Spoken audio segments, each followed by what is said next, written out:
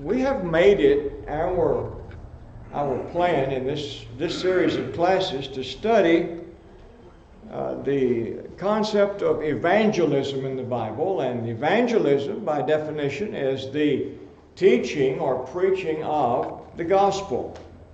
The evangel is the gospel, is the Greek word, and it literally means the good news, and it's language that was used in the prophets in the Old Testament, in the book of Isaiah, in more than one place actually, and among the anticipation, the prophecies of anticipation in the Old Testament, giving us a peek into God's plan to save man from his sins. And the very nature of the word makes us aware that after all was said and done, all that God did to save us, his work could not be accomplished without we ourselves becoming teachers of that gospel. We've got to be sharing it. We've got to be keeping it alive. And it's so important in what we learn about the life that is in God. That life depends upon a way of thinking and living. And a major part of that, of course, is the love of God that he has for us. And it's the same love that he commands that we have for one another and for those who are lost, even for our enemies. And so, if we want to go to heaven, we cannot go without trying to take somebody with us. And it can be very costly to do that. We've had the discussion there in Matthew 10 of how that the apostles, it was demanded of them to accept whatever loss they might experience, even to the loss of their life, to accept that, in order that they might be approved of God, in order that they might receive the gift that God has offered to the children of God. Now, we've gone through some of the chapters of Matthew and just notice the language that implies this work that Jesus wants us to do. I'm going to take a break from that just a little bit tonight to approach this at a little bit different angle. We have an example of evangelism in Jesus himself in John chapter 4. As Jesus and the disciples were traveling from Judea to Galilee, they passed through the land of Samaria that was located right in the middle between the northern parts of Galilee and the southern parts of Judea. And so passing there along that mountain ridge in the interior part of Israel, they would pass right by the well of Jacob, and Jesus was resting there when the Samaritan woman, came to draw water. Now verse 7, we begin reading. There came a woman of Samaria to draw water. Jesus said to her, "Give me a drink." All right? Who spoke first? Jesus spoke first. It says, for his disciples had gone away into the city to buy food. The Samaritan woman said to him, "How is it that you, a Jew, ask for a drink from me, a woman of Samaria?" So she's surprised that he would even speak to her. And so we have another statement here. For Jews have no dealing with Samaritans. So here you have a lot of sales resistance, can't you see? Here you have someone that is not going to be the ordinary expected candidate for evangelism. But that did not stop Jesus. He made a petition to her, petition that he give her water. Now verse 10, Jesus answered her, "If you knew the gift of God and who it is that is saying to you, 'Give me a drink,' you would have asked him, and he would have given you living water." Okay? So the purpose of the question of Jesus was to start with something that they had in common, their interest in the well, and to go from that to open a door into something beyond the water, using the water as a metaphor, a figure, something.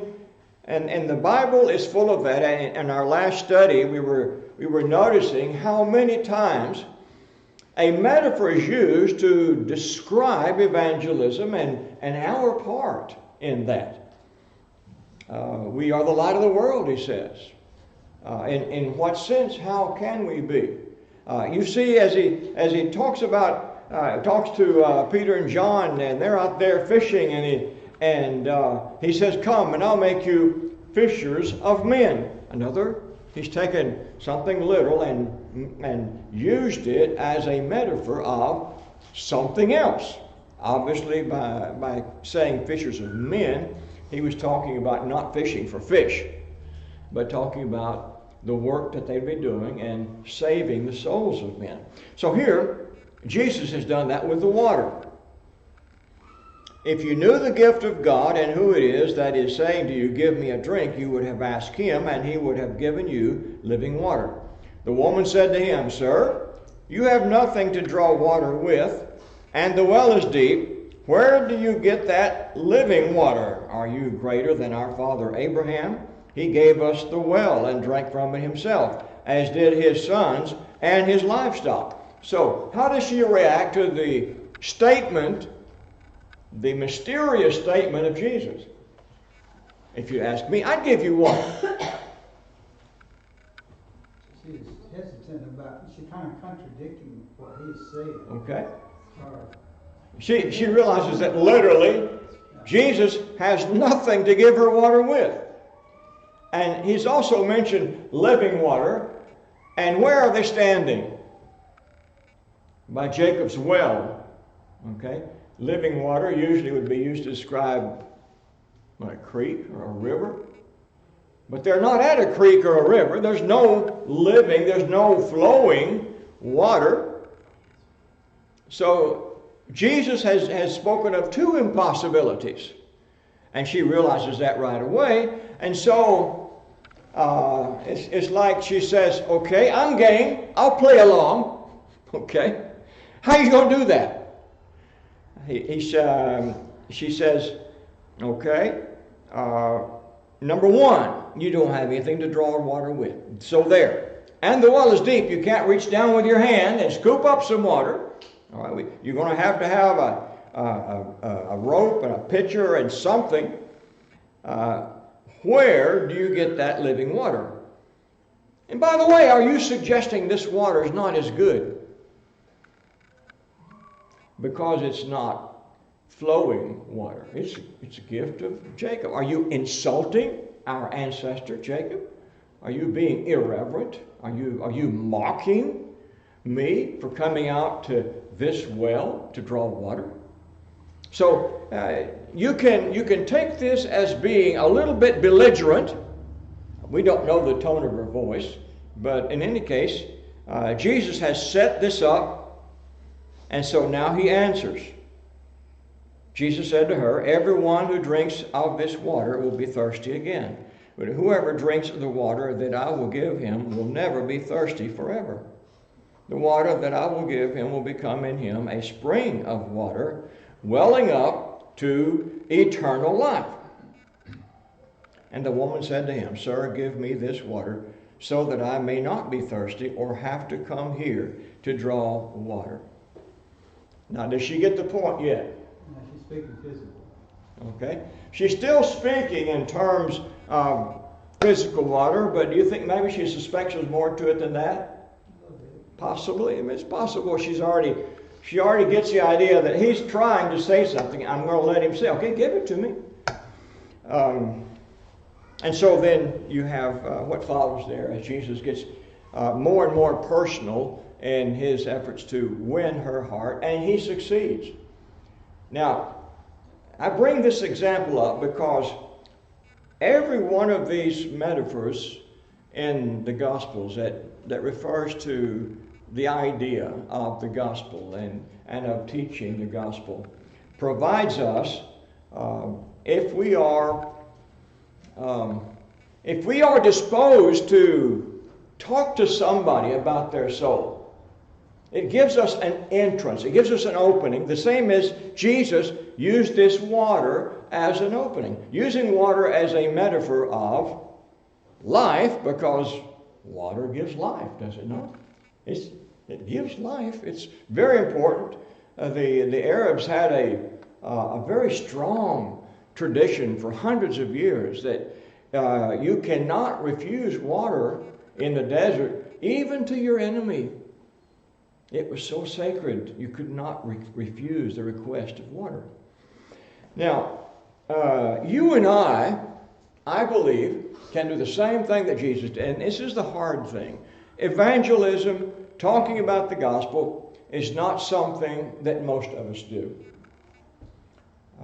We've talked about the reality that we are not baptizing very many people today. Churches are not growing in number. To the contrary, most churches in this area of Alabama are dying. They're going. The only churches that are maintaining number are those that are growing as a result of the movement of brethren from one church to another. Now there is some teaching going on, but here again, is there a magic bullet? Is there a magic word? Or is there a magic technique that we can use to convince people to become Christians? Not in my experience. You'll find people that are searching, and they grab you and they pump you for information, and they ask you questions, and then all you have to do is answer their questions and show them in the Bible, and you can baptize them. And they're doing all the work themselves. And that's wonderful. It really is. It's wonderful. Doesn't usually work that way. So what do we have to do? What's the power of God's salvation? It's the gospel. It's the preaching and teaching of the gospel. And Jesus shows us an example here and in many other places. He taught and taught and he taught and he taught. My experience with baptizing people is that people have to be taught a lot. They have to hear a lot from the Word of God. You've got to have an opportunity, an extended opportunity, to expose people to what the Bible has to say. So you need to have time to talk about the Bible teaching. And the more that you can do, the more teaching you can do, the better chance that you will have of convincing them to obey the gospel. But we've got to get the door open. We've got to find a way. And how are we going to do it? And I know that in some cases, brethren encourage you to carry literature and pass out tracts, and that's a wonderful thing. But how many of us have the courage to even do that? Lucy? Sometimes so we need to be walking Bibles. Okay. We need to be full of the Word ourselves. It's our walk with Christ. Right. People can see Christ in us, and they sometimes can approach us, and then we need to know where to go. Right. And there again, you're talking about them approaching us. What about us approaching them? Here you have Jesus. He goes from city to city, and he's approaching people, is he not? And you have the Apostle Paul, and you have the other disciples. And look in Acts 8 and 4 again. Acts chapter 8 and verse 4. When they were being persecuted, we're told, now those who were scattered went about preaching the word. Now they were scattered from Jerusalem, and they went to other cities. So were they going to places where they were already known? Apparently not. So they're going into strange places, wherever they're going, wherever they're moving to and setting up shop, they are preaching the word. Preaching the word is a phrase in English, but in the Greek it's just one word. It's one verb. It's evangelizing. It's the word gospel in a verb form. So, gospelizing, you could say, or preaching the gospel, or preaching the word. Now, let's see if we can do this together tonight. I'm going to take a risk here and see if I can encourage us to follow this train of thought a little bit. Like, for example, Matthew 28 and verse 18, the Great Commission. Let's start right there. The last 3 verses of the book of Matthew, the Gospel of Matthew. Verse 18, and Jesus came and said to them, all authority in heaven and on earth has been given to me. Go therefore and make disciples of all nations, baptizing them in the name of the Father and of the Son and of the Holy Spirit, teaching them to observe all that I have commanded you, and behold, I am with you always to the end of the earth. So here in Matthew, he says, make disciples. Okay? How you going to do that? What you going to say? What could you ask? Could you ask somebody that you have known or just begun to get acquainted with? You're finding out their name and where they live, and could you ask a question, are you a disciple of Christ? Okay. Now, if someone were to ask you, are you a disciple of Christ, what would you say?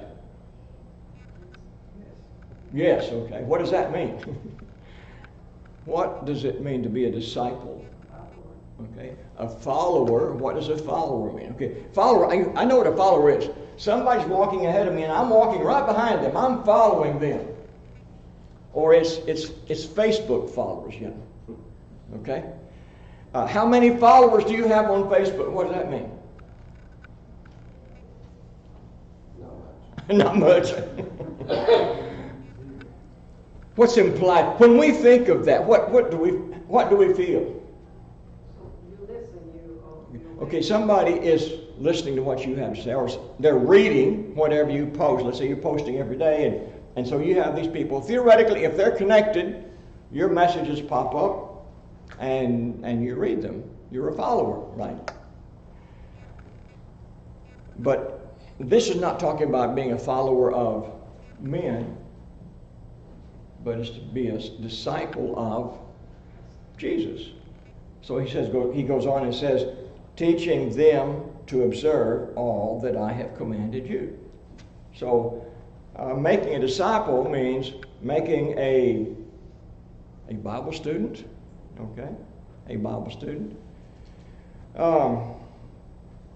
So could you not, if someone says, no, I'm not really a disciple of Christ, I don't go to church, I don't read the Bible, I don't even have a copy of the Bible, what could you ask next? Or what could you say next? I'll give you a Bible. Okay. Would you like to have a Bible study? Would you like to know what's in the Bible? Why are you not a disciple? Okay. These are all questions that we could ask, but you have to start with a question that would steer the conversation that way Jesus did with the woman at the well. When he said, give me water, which she could not refuse, but then it did open up her thinking. You have to meet people where they are. You have to make what? You said you have to meet people where they are. Okay, you have to meet them where they are. Okay, what if they say, no, the reason I'm not a disciple is because I don't really think the Bible is the Word of God. Okay, I really think it's just a book of myths and legends and traditions. What would you say next? When was the last time you read it? Yeah. Have you tried to read it? Okay, that's a good answer. What else could you say? How did you come to that decision? How did you come to that conclusion? What is it that you've heard? It may be that what they've heard is just simply not true. But yes. Yeah, a lot of how you respond to people, you're either going to put them on defense or you're going to invite input. Right. And so sometimes when you do a lot of why do you or why are you, that raises defense as opposed, Right. that's interesting. Tell me Okay. more about that. Yeah. And letting them do Mhm. the talking, Yeah. Okay. bringing things out. And you could gently lead them. You know, you could say, "Well, could I suggest something? You know, for you to think about." Yeah. Cindy just mentioned, Christ asked a lot of questions. Yes, What is your reading of the law? that's right. Who do you say the Son of What is your Man opinion? Yeah. Explain, you say. Okay, explain your thought. I'd like to understand how you feel. Who's David's Lord? Yeah. When he says that, Jesus is asking them and making them. Because open up. we can assume, like Rachel said, we could take too much for granted. We assume, if we're ready for battle, we could we could assume that they're completely hostile when they might not be. They may have a lot of knowledge, they may not have any knowledge. They may be curious, or they might not be. We've got to find out where they are. And they might think, well, all the Bible's done is create a bunch of churches full of hypocrites. All a bunch of hypocrites. There again, you could ask, what makes you feel that way? But let me take us back to Matthew 4. We have some other suggested terminology that people might be thinking about. In chapter 4 and verse 23, it says, "He went throughout all Galilee, teaching in their synagogues and proclaiming the gospel of the kingdom and healing every disease and every affliction among the people." Now, the word kingdom is a very suggestive word. We have kings today, don't we? Do you know any kings today? England. King of England, okay. King Philip, that sounds so strange.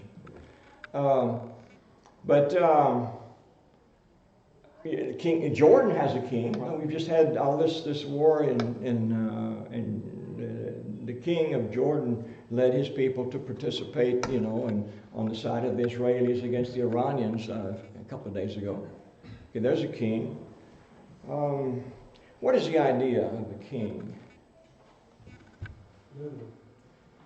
Okay, it says that Jesus preached the gospel of the kingdom. Okay. When you hear somebody talking about the King of England, could that not be a way of mentioning that in Bible times, nearly all of your nations had kings? And whenever the gospel was preached, it was called the gospel of the kingdom. You could direct your conversation starting with something that's already being talked about. In the Lord's Prayer, you often hear people talking about, a very solemn and serious moment at a funeral or on any special occasion, and they recite the Lord's Prayer. And in the Lord's Prayer, you pray, "Thy kingdom come." Okay? You could ask that question, what does that mean? When you pray, "Thy kingdom come," what does that mean to you? And you may get all kinds of answers. We have a lot of fascination today. It's in a lot of discussion on social media and in the news about Jesus coming back to the earth and setting up a kingdom. This gives us a starting point, an interest perhaps, beyond the idea of expecting Armageddon. I know people are expecting, because of the recent warfare, that maybe Armageddon's right around the corner, and a lot of excitement about that. But in order to bring up that, you need to be prepared to talk about the scriptures that deal with the kingdom of Christ.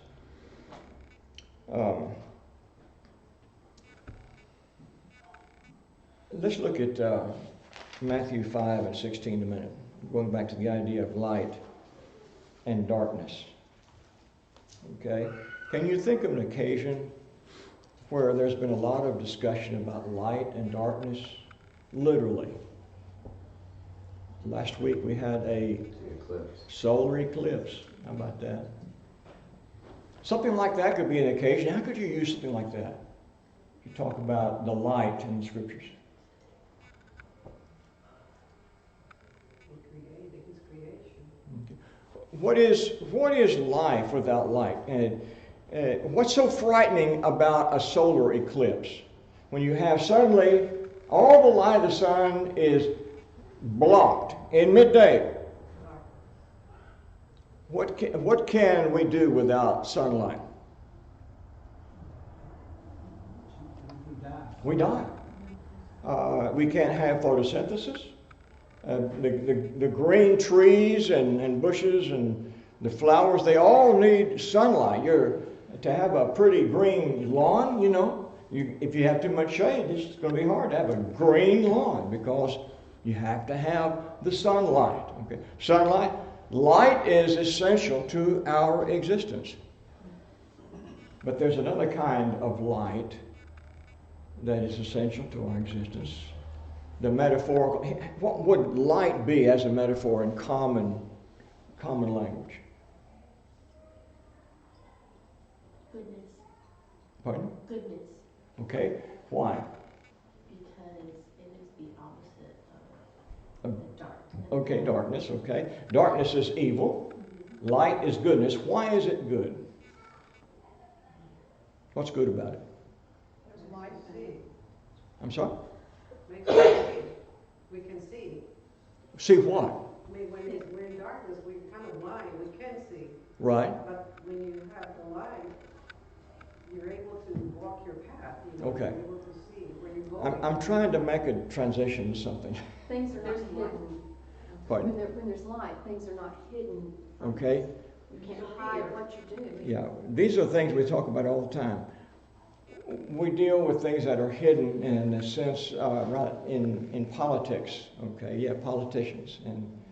And one of the most aggravating things about politicians is they hide things. Okay? What do they hide that aggravate us? The truth. The truth. Okay. They hide things that they don't want you to know, right? We talk about covering up their shenanigans or things that they think that you might not approve of because they don't want to lose your vote, and so they hide that. And then they make promises, okay, but they don't keep them, and we call that, it's a form of lying, okay? Lying and deception is. And that's what light uncovers. You turn on the light. You say when you walk into a room at night and you turn the light, you look at the floor and all the cockroaches are doing what?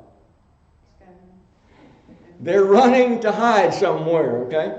They can hide real well in the darkness. But when you turn the light on, they run. All of that. I think all of us understand what a terrible thing is to be lied to not know what's going on. Now, the gospel, Jesus said, "You shall know the truth, and the truth shall make you free." And the whole foundation of the gospel message is Jesus brought the truth from heaven to a world full of darkness, dark because of, with every lie, with every sin, there's a lie to cover it up. With every disobedience of what's good and right, you have some way of not being able to see. Evil's called good, and good is called evil. It's a starting place for a conversation about what is the truth. Lucy?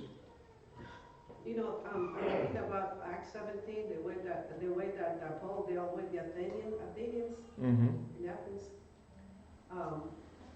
He took advantage of their altars, you know, and he saw a name, the unknown God. Right.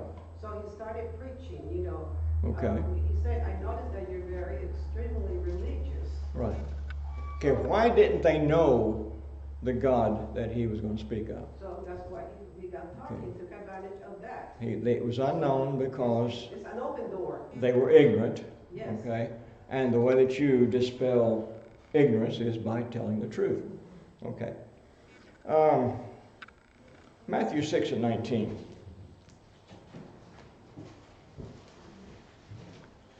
We are a very materialistic society. We have occasion to talk about economics every day. We talk about money, successful investments, bad investments, success and failure, and many, many contexts in our daily walk of life. Jesus addressed the idea of economics here in Matthew 16 and 19. Do not lay up for yourselves treasures on earth, where moth and rust destroy, and where thieves break in and steal, but lay up for yourselves treasures in heaven, where neither moth nor rust destroys, and where thieves do not break in and steal. For where your treasure is, there your heart will be also. Okay, how can you use that? To steer a conversation to the gospel. How would you do that? Think about it. First I'd say, there's something after this life, Okay. and try to get them to agree to something after death. I mean, you Right. have to Right. first establish their belief Mhm. in the afterlife to make Right. them understand that there could be treasures laid up in heaven. And what you invest there, can anybody steal it? No. But can they steal what you have in your bank here? Have you heard anybody talking about inflation lately? What is inflation? Prices go up, which means that you have to pay more. Your money will not buy what it did before. Why? Your money's worth less than it was worth before. Why is that? And you can get into a discussion of economics, and we've left the gold standard in the days of Richard Nixon, and we talk about how they're printing money in Washington, and you go into all that. But the bottom line is what? What is your money worth? What will it be worth next year? Do you know? Now I know you're counting on, you have your investments and you have your interest and all of that, and your market, you're hoping and expecting. I used to hear that the best investment that you could ever make in your life is in buying real estate. Buy a house. Real estate. It's the most reliable investment. Can you buy a house and lose your money? You can. Yes, you can. Can you buy a house and hold it for 25 years and lose all that money? Yes, you can. Even in your very best, invest in Coca-Cola. You can't go wrong with that, right? Okay, maybe right now, but what about next year? Could anything happen to Coca-Cola? Well, yeah, yes, it could. Okay, you start with something like that, and you say, but you know what? Jesus showed us how to invest money, ourselves, our resources, and that which will last forever. Yes, Lucy? You can start talking about the worth of your soul. There's Okay. nothing here in earth that can. What is a man profited if he gain the whole world and lose his own soul? Matthew 16. Okay, that's a good way to go with that. Mm-hmm. You understand what we're driving at? We need to find ways to talk to people about their soul. And here we've looked at three different metaphors. Let's go to another one. Matthew 7 and 12.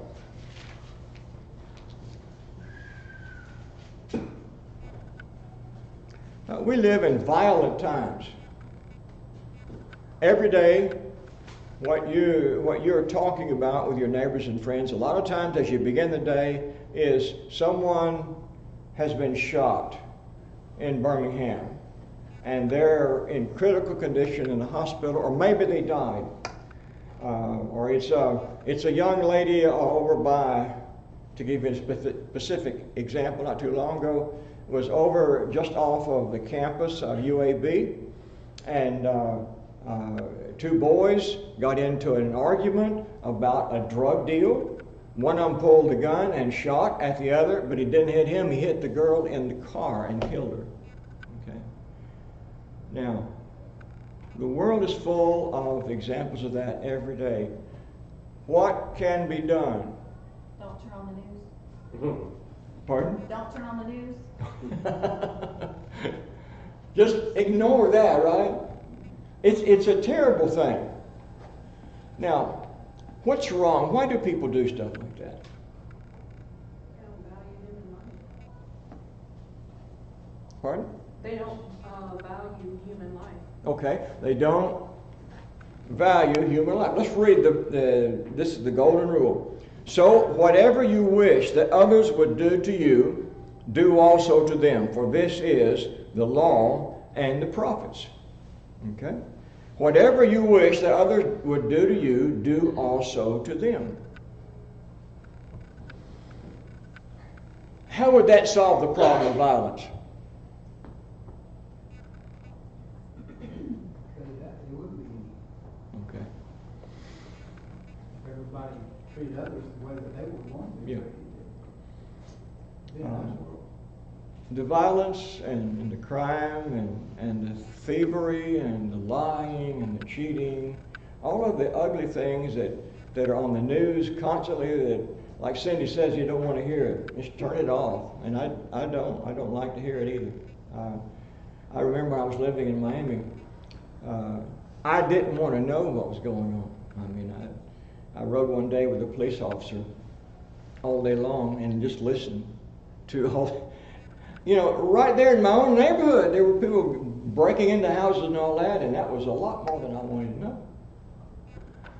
But that's the reality of life. What can we do to change that? What can we do to change the way others treat each other?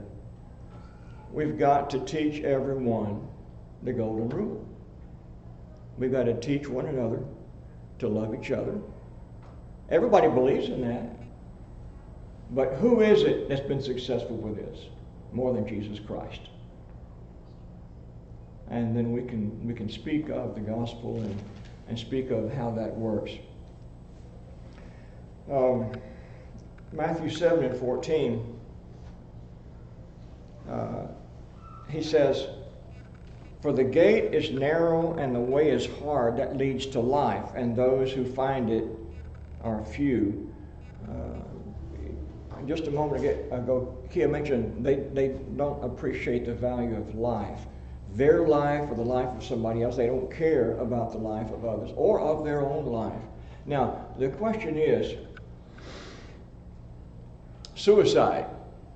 We have young people committing suicide in numbers way beyond anything we've seen in a century. Why do they commit suicide? Why do people kill themselves? Take their own lives. Why do they do that? No hope. No purpose. We just read, he says, let's begin in verse 13. "Enter by the narrow gate, for the gate is wide and the way is easy that leads to destruction. And those who enter by it are many. For the gate is narrow and the way is hard that leads to life, and those who find it are few." Jesus teaches the way to life. Jesus teaches purpose. He teaches hope. He teaches love. He teaches all those things that give us a reason for living. Okay? What are those teachings? How do we, we can start with a news item, and from that, we can talk about the way of life. How do you get there? What is the gospel teaching? And of course, it starts out with believing in the Son of God and repenting of your sins. And the repenting of your sins deals with all of these attitudes and all these behaviors that are depressing and destructive and self-defeating.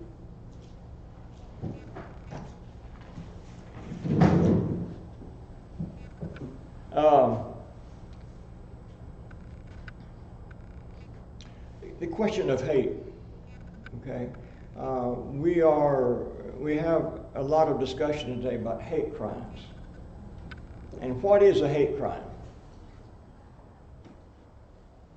By modern definition. When you hear someone say, that was a hate crime. I'd say that was a crime that was directed either at another person or another group of people. Right. Okay.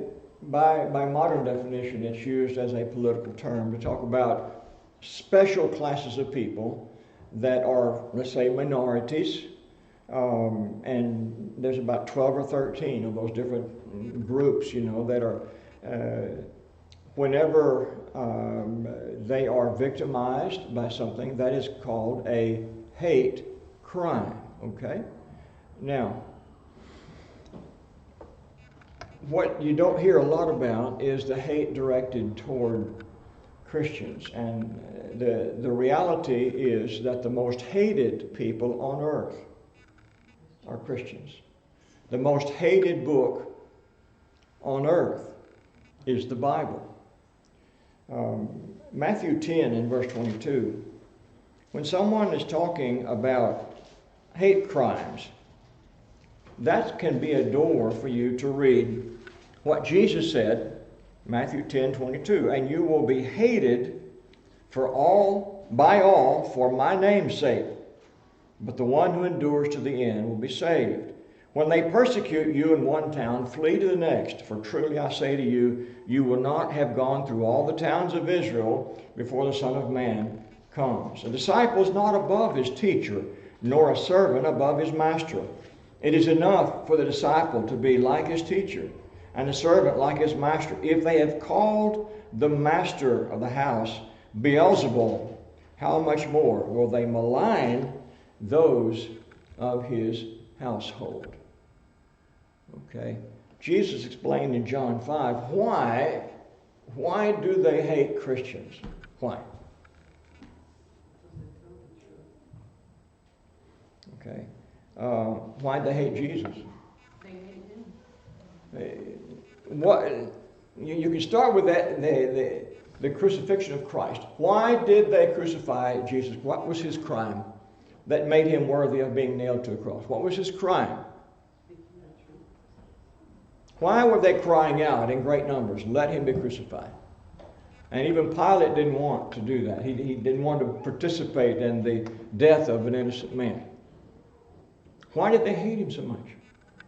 Jesus said in Matthew 5, because he told them their sins. He told them the truth about what they were doing that was wrong. And they hated him for it. Now, And also, the very base part of it was non-uniformity. yes, He didn't fall in line. he would not follow the leadership of the powers He that be. didn't want to be just like the rest of them Right. and fall in and do what everybody else did like they Right. were doing in the rest of the Jews. He Mhm. didn't want to be like the rest of them, and that's Jesus did not compromise. Yes. Uh-huh. Well, in other words, he said the forbidden thing out loud. What everybody could see, that was the hypocrisy of the leaders in the power structure. And nobody would open their mouth and say anything, but Jesus did. And John the Baptist did. Here was a scandal of Herod the king, and he took his brother Philip's wife and was living openly with her. And it was a scandal throughout the kingdom, but who would say anything about it? Not a soul. But John did. And what did they get John? He lost his head. Yes. Life is full of injustice, and life is full of persecution and hatred because there is good and there is evil. And I think you're hearing more and more discussion today about the reality, the good and the evil. And this really ought to be an opportunity for us. When someone discussing good and evil, to bring up, well, how do you define good? How do you define evil? What makes a good thing good? What makes a bad thing bad? And then you've got to go to a standard. Is a standard written by Congress? Congress changes their minds every year. What was evil one year is good the next year. This has been the history of human laws. The only law that has not changed is the law of our Creator. Okay. I think we Yes. need to remember the parable of the Good Samaritan of, you shall love the Lord your God with all your heart, all your soul, with all your strength, and with all your mind, and your neighbor as yourself. And he says, who is my neighbor? Yes. And It's a great lesson. Yeah. that's what, if we all just treated everyone as Yes. our neighbor Mhm. and loved them as Right. ourselves. And I think most people know that parable. And it's a great one to use in order to, as a transition to a greater knowledge of the Scriptures, because that's what Jesus was all about. Okay.